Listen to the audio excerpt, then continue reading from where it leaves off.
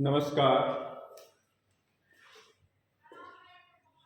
आओ इस व्याख्यान में class 12th geography secondary activities द्वितीय क्रियाकलाप इससे संबंधित essay type question long answer type questions का अध्ययन करते हैं। वेरी इंपॉर्टेंट क्वेश्चन रहेगा आपके लिए।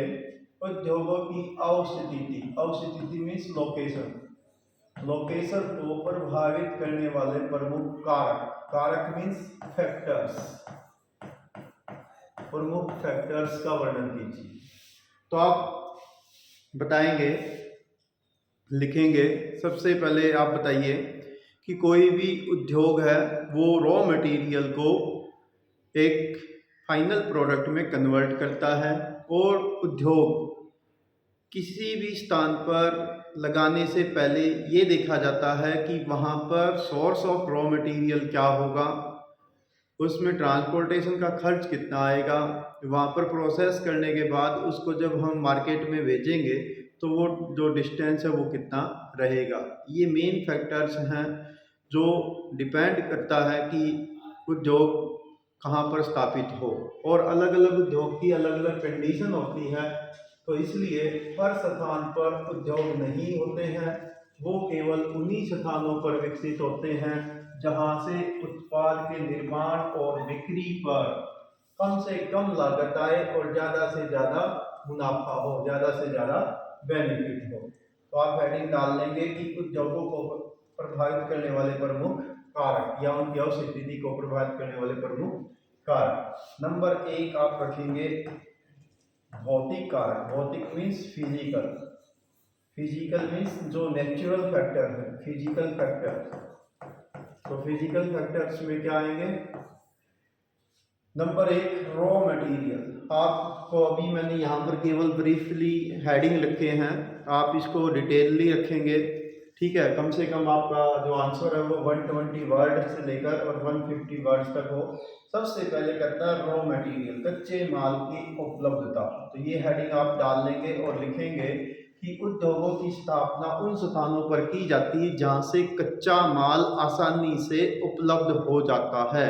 एग्जाम्पल के लिए आप दे सकते हैं, जैसे सूती वस्त्र उद्योग महाराष्ट्र और गुजरात में इसीलिए केंद्रित है क्योंकि उसके सराउंडिंग एरिया में ब्लैक सॉइल, जिसे हम रेगड मिट्टी कहते हैं, उसमें कॉटन सबसे ज़्यादा होती है। इसी प्रकार से आप सेकंड एग्जाम्पल दे सकते हैं कि हुगली बेल्ट, वेस्ट बंगाल में हुगली नदी के दोनों किनारों की ओर जूट इंडस्ट्री इसलिए अधिक विकसित है क्योंकि वहाँ पर जूट जो एक रॉ मटेरियल है, पटसन उद्योग के लिए जूट, तो वो आसानी से मिल जाता है। इसी प्रकार से आप तीसरा उदाहरण दे सकते हैं कि छोटा नागपुर प्लेट्यू पर आयरन इंडस्ट्री इसलिए स्टेब्लिश्ड है क्योंकि वहाँ पर रॉ मटेरियल आसानी से मिल जाता है। तो इस प्रकार से आप एग्जाम्पल देंगे।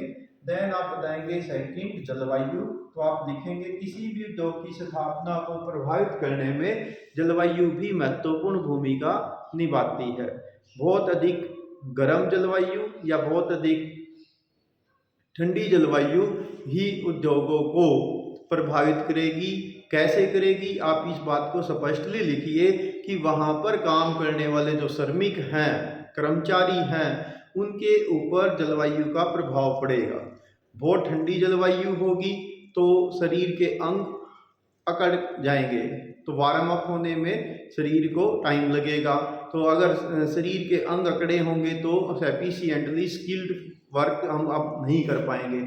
इसी प्रकार से बहुत अधिक गर्मी होगी तो ज़रूरत से ज़्यादा पसीना आएगा और उसके कारण से भी हमारी एफिशिएंसी घटेगी, थकावट जल्दी होगी। यही बात मशीनों के ऊपर भी लागू है। बहुत गर्मी होगी तो जो मशीनें हैं वो जल्दी हीट हो जाएंगी, बहुत ठंड होगी तो मशीनें स्टार्ट होने में टाइम लेंगे।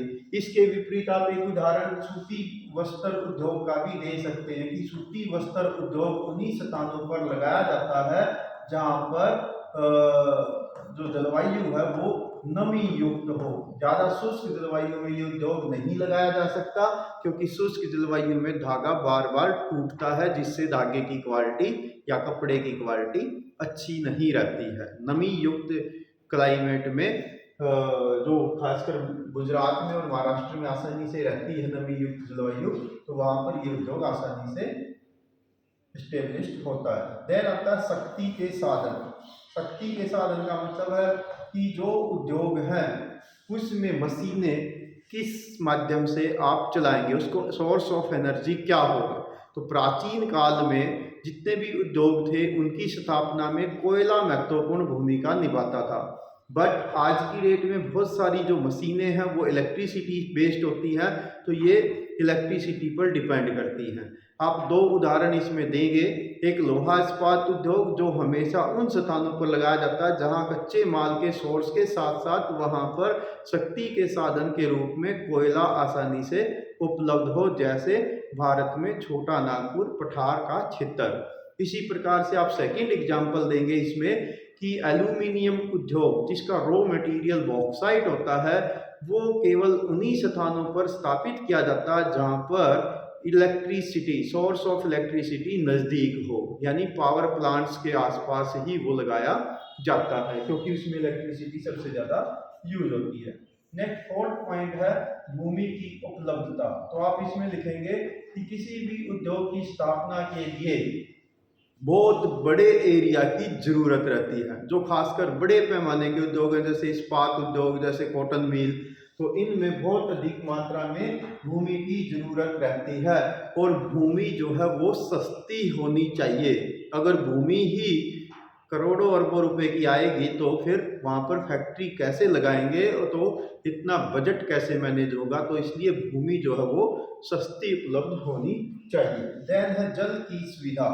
आप बताएंगे किसी भी उद्योग की स्थापना उन स्थानों पर की जाती है जहां आसानी से पेयजल उपलब्ध होता है, और पानी जो है उद्योगों में कई भूमिका निभाता है। नंबर 1 श्रमिकों के लिए पेयजल की सुविधा, नंबर 2 उद्योगों में मशीनों को ठंडा रखने के लिए पानी की सुविधा चाहिए, और तीसरा बहुत सारे उत्पाद ऐसे होते हैं जिसमें पानी मिलाया जाता है तो उसकी जरूरत होती है। इसीलिए जैसे एग्जाम्पल में आप दीजिए कि लोहा इस्पात उद्योग उन स्थानों पर स्थापित किए जाते हैं जहां पर ज़्यादा पानी की सुविधा उपलब्ध हो, जैसे Tata iron and steel company Jharkhand में साक्षी नामक स्थान पर लगाई गई जहाँ पर खरकोई और एक नदी और है, नाम ध्यान नहीं आ रहा है, तो उनके संगम पर है वो।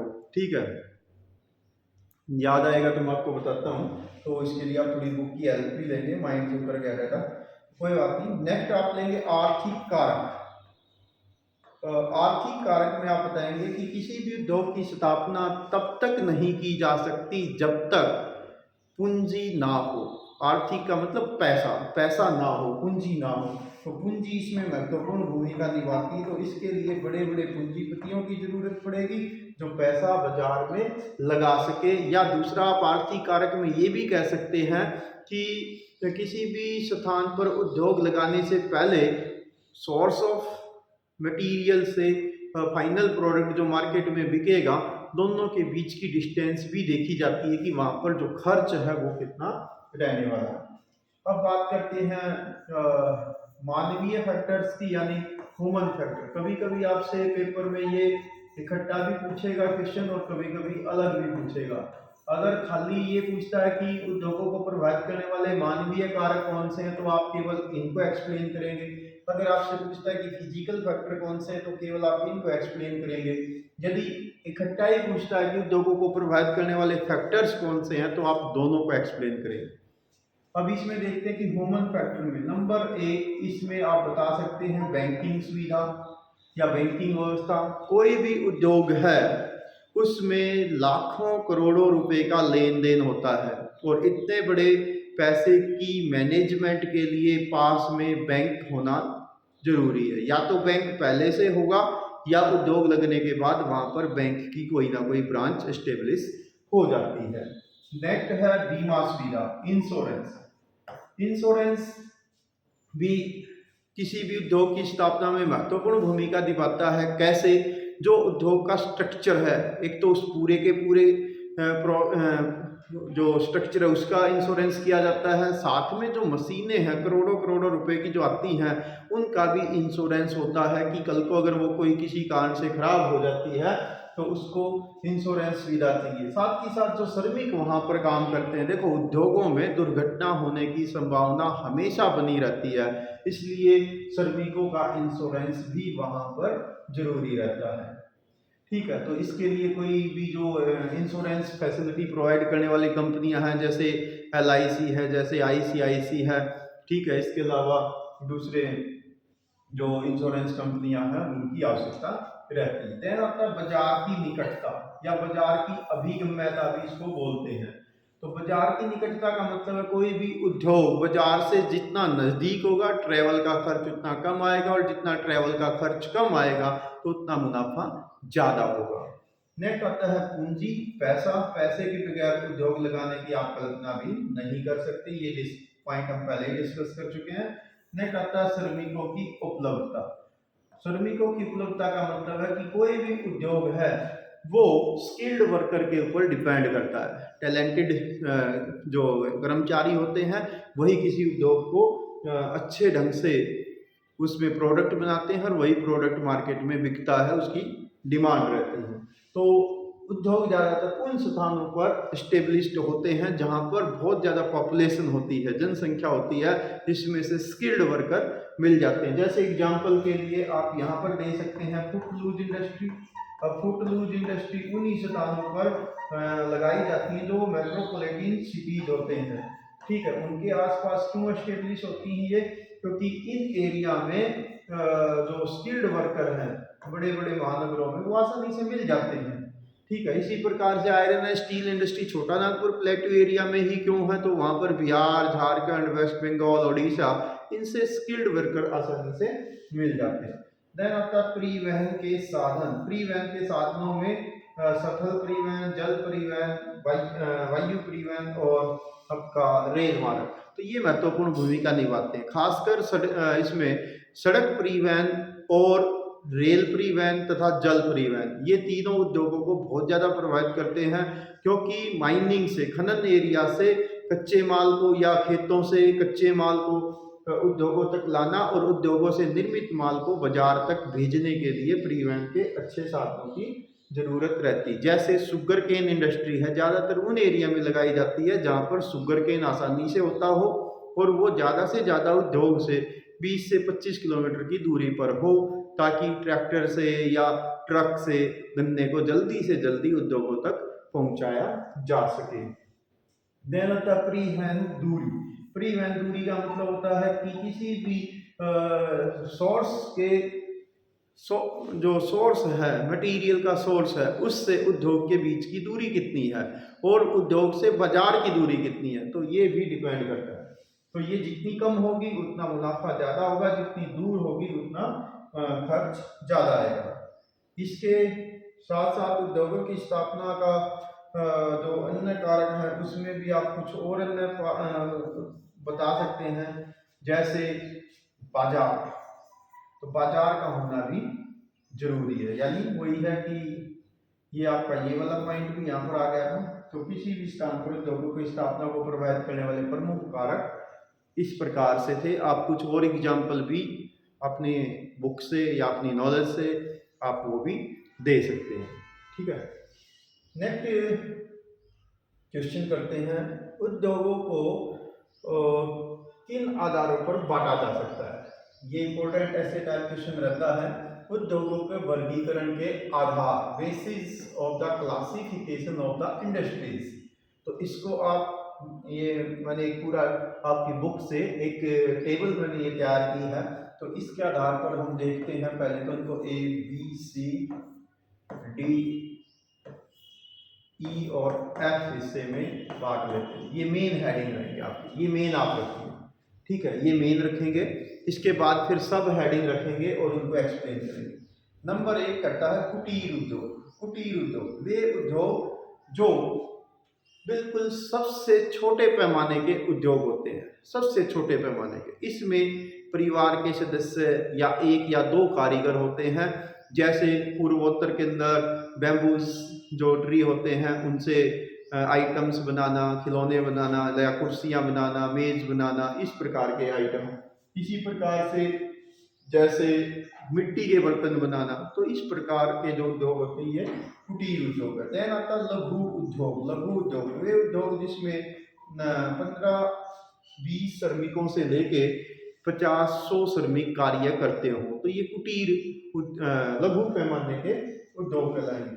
देन वेरी इंपॉर्टेंट रहेगा लार्ज स्केल इंडस्ट्रीज। वे उद्योग जिसमें हजारों लाखों कर्मचारी काम करते हैं, जैसे कॉटन मिल, जैसे आपका आयरन एंड स्टील इंडस्ट्री, जिसके अंदर जो रॉ मटेरियल यूज होता है वो भी बहुत ज़्यादा होता है, जो फाइनल प्रोडक्ट होता है वो भी बहुत ज़्यादा होता है, और इसमें श्रमिक भी हजारों हजारों काम करते हैं।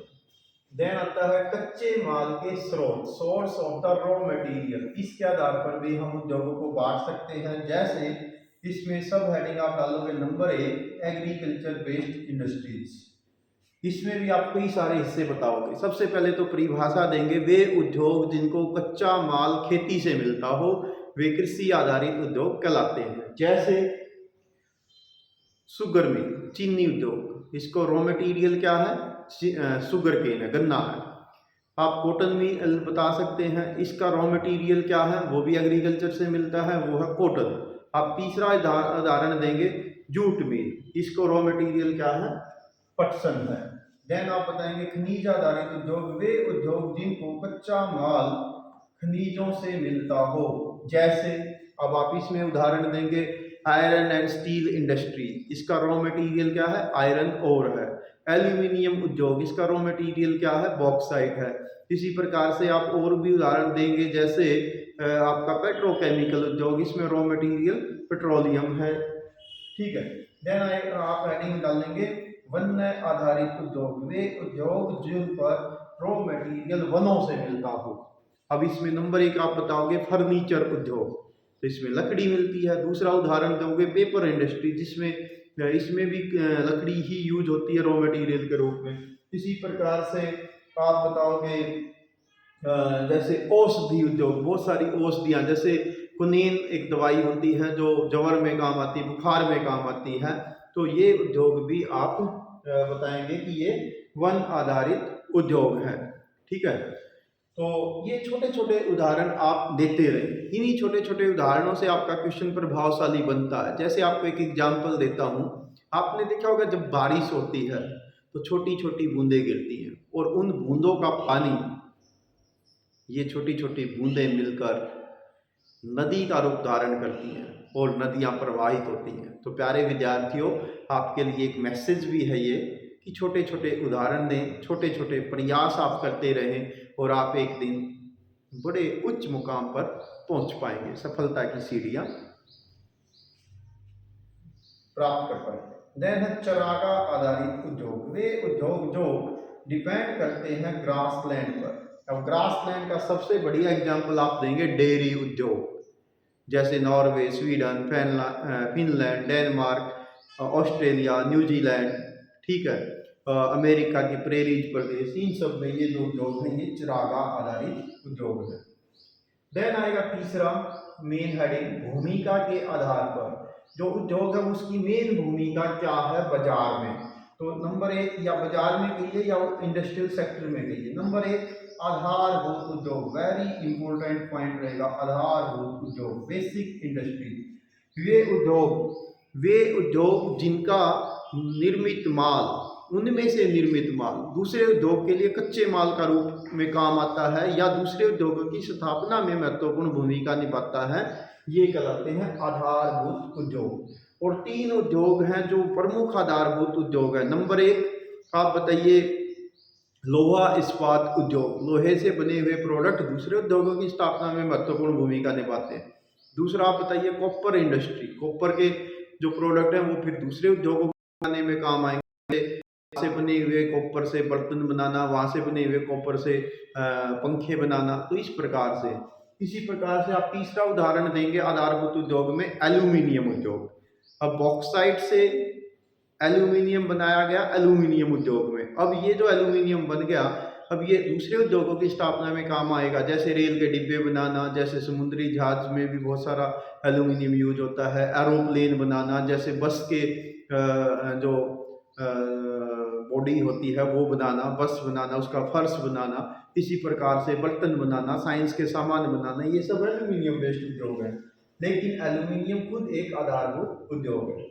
देन आता है कंज्यूमर उद्योग, उपभोक्ता उद्योग। उपभोक्ता उद्योग का मतलब होता है वे उद्योग जिनका मटेरियल, जिनका बना हुआ प्रोडक्ट कहिए आप, वो सीधा बाजार में बिकता है। जैसे बिस्किट उद्योग, जैसे आपका दूध, अमूल इंडस्ट्री है, आनंद मिल्क यूनियन लिमिटेड गुजरात में, तो वो सीधा प्रोडक्ट जो है आपका बाजार में बिकता है। तो ऐसे उद्योग, ठीक है। जैसे मोबाइल बनाना है, अब मोबाइल बन गया, वो सीधा बाजार में बिकेगा। जैसे ये डिस्प्ले बोर्ड है, ये बना दिया तो ये सीधा मार्केट में बिकेगा, ठीक है। तो ये उपभोक्ता उद्योग। देन आता है पूंजी निवेश के आधार पर उद्योग। ये आप नेक्स्ट हेडिंग, मेन हेडिंग डालेंगे और इसमें बताएंगे वृत्त उद्योग। वृत्त उद्योग का मतलब लार्ज स्केल इंडस्ट्री, वे उद्योग जिसमें बड़े पैमाने पर पूंजी लगती हो, बहुत ज्यादा मात्रा में श्रमिक काम करते हो और बहुत ज्यादा मात्रा में फाइनल प्रोडक्ट मिलता हो। देन आता है लघु उद्योग, स्मॉल स्केल इंडस्ट्री, वे उद्योग जिसमें थोड़े श्रमिक हो, थोड़ा माल उसमें यूज होता हो, थोड़ा ही प्रोडक्ट उसमें से बाजार के लिए बनता हो।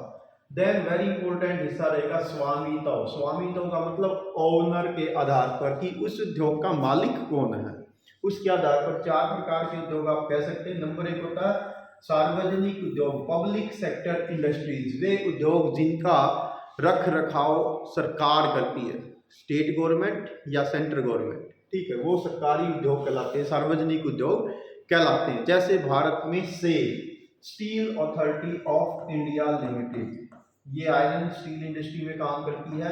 भेल, भारत हैवी इलेक्ट्रॉनिक्स लिमिटेड, ठीक है, ये सरकारी उद्योग है। देन आता है निजी उद्योग, वे उद्योग जिनका मालिक कोई एक व्यक्ति या व्यक्तियों का समूह होता है, ये प्राइवेट इंडस्ट्री कहलाती है। जैसे रिलायंस इंडस्ट्री, जैसे बजाज इंडस्ट्रीज, ठीक है, तो इस प्रकार के। देन आता है संयुक्त उद्योग, वे उद्योग जिसमें सरकार का और प्राइवेट जो सेक्टर है दोनों का मिला जुला उद्यम वो होता है। इसमें शेयरिंग कुछ भी हो सकती है, मान लो 99% प्राइवेट है, 1% गवर्नमेंट का है, 50-50 हो सकता है, 70-30 हो सकता है, रेस्ट कोई भी हो सकता है। चौथा कहोगे सहकारी उद्योग, कोऑपरेटिव इंडस्ट्री, और इसका सबसे बढ़िया उदाहरण आप लोगे शुगर मिल, ठीक है, वे इंडस्ट्री जो उससे सहयोग से चलती है। जैसे शुगर इंडस्ट्री गवर्नमेंट में भी इसका रोल रहता है और इसमें किसान जो होते हैं वो इसके मेंबर्स रहते हैं। तो शुगर मिल इसमें आप एक अच्छा उदाहरण दे सकते हैं, ठीक है। देन आता है कच्चे माल और तैयार माल की मात्रा और उसके भार के आधार पर। अब इसमें आप बताएंगे भारी उद्योग। भारी उद्योग का मतलब जिसमें रॉ मटेरियल भी बहुत ज्यादा मात्रा में और बहुत ज्यादा वजन का होता हो और जिसका फाइनल प्रोडक्ट भी बहुत ज़्यादा मात्रा में और बहुत ज़्यादा वेट वाला होता हो, जैसे लोहा इस्पात उद्योग। अब लोहा इस्पात उद्योग में टनों, हजारों टन मात्रा में आयरन और कोयल, डोलोमाइट, चूना पत्थर इनकी ज़रूरत रहती है और जो फाइनल प्रोडक्ट बनेंगे तो वो भी भारी मात्रा में बनेंगे, वजन भी अधिक होगा। देन आता है हल्के उद्योग, वे उद्योग जिसमें रॉ मटेरियल भी हल्का होता है और फाइनल प्रोडक्ट भी हल्का ही होता है। जैसे इलेक्ट्रॉनिक्स आइटम बनाना, घड़ियां बनाना, तो इस प्रकार के उद्योग जो है ये हल्के, दिया सलाई बनाना, मैच बॉक्स, तो इस प्रकार के उद्योगों को हल्के उद्योग कहा जाता है। तो ये आपका इंपॉर्टेंट क्वेश्चन था। कभी कभी ये अलग भी आपसे पूछेगा कि खाली स्वामित्व के आधार पर इसको ही लार्ज स्केल में लार्ज क्वेश्चन के रूप में दे देगा 5 अंक में, या कभी कभी ये वाला आ जाएगा कि कच्चे माल के आधार पर बताइए। तो आप इनको अलग से एक्सप्लेन आप करिए और विद एग्जांपल दीजिए, पॉइंट वाइज लिखिए, हेडिंग डाल के लिखिए, ठीक है, और हेडिंग के अनुसार काम करते रहिए, ठीक, और अच्छे ढंग से पॉइंट बनाकर आप अपने क्वेश्चनों को लिखिए, ठीक है, और अपनी जो पढ़ने की आदत है उसको बरकरार रखिए, उस आदत को खोने मत दीजिए। यही छोटे छोटे प्रयास आपको जीवन में अच्छी हैबिट बनाएंगे और इन्हीं आदतों के आधार पर आप अपनी जिंदगी की सफलताओं के रास्ते पर आगे बढ़ पाएंगे। ठीक है। तो ये यहाँ पर थोड़ा सा एक्सप्लेन भी किया गया है, तो वो मैंने आपको वहाँ चार्ट से ही सारा एक्सप्लेन कर दिया। तो यहाँ से आप कुछ एग्जांपल और भी दे सकते हैं। मैं धीरे धीरे से इनको स्क्रीन पर स्क्रॉल कर देता हूँ, ठीक है। आप वीडियो को पॉज करके इनको देख सकते हैं, हालांकि मैंने वहीं पर सारा आपको ये समझा दिया। तो फिर भी अगर कोई दिक्कत है तो आप कमेंट्स बॉक्स के माध्यम से मुझे लिख सकते हैं। जैसे यहाँ पर संयुक्त उद्योग का एग्जाम्पल भी आ गया है, जिसको हम ऑयल इसको बोलते हैं ऑयल इंडिया लिमिटेड, ठीक है। जो संयुक्त उद्योग होते हैं ना, उनके पीछे ज़्यादातर लिमिटेड शब्द यूज किया जाता है। तो इस प्रकार से आप दे सकते हैं। यहाँ पर एक निजी उद्योग में टिस्को आप एग्जाम्पल दे सकते हैं, रिलायंस, बजाज, ये मैंने आपको बता ही दिया था। तो प्यारे विद्यार्थियों, द्वितीय क्रियाकलाप सेकेंडरी एक्टिविटी से संबंधित ये था ऐसे टाइप्स क्वेश्चन के लिए इम्पोर्टेंट व्याख्यान। कोई आपका संदेश हो, कोई आपकी समस्या हो, कोई आपकी कैरीज हो, तो आप मुझे कमेंट्स बॉक्स के माध्यम से लिख सकते हैं। Thanks, have a nice day.